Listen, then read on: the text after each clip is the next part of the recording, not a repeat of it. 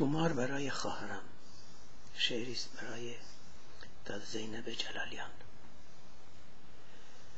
روزی که سوار بر قاطر در کاروان کاسبان یاغی مرزی از کوههایت گذر می کردم و مینهای منفجر نشده مرا به زندگی باز سپاردند. چه می دانستم که روزی در آن سوی فلک تومار به دست، اشک در آستین، خشم در غلاف برای نجات عزیزان گدایی امضا می کنم. آی خانم های محترم، آقایان عزیز، لطفاً توجه کنید. من خواهرم در راهروی مرگ است. اگر زحمت نمی شود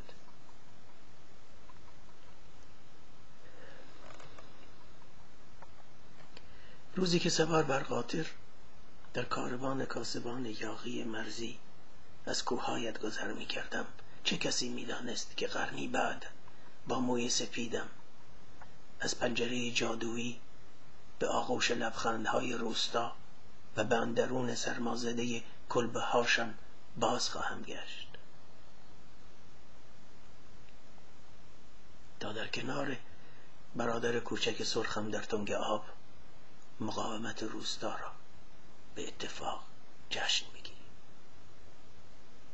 آری، به اتفاق میتوان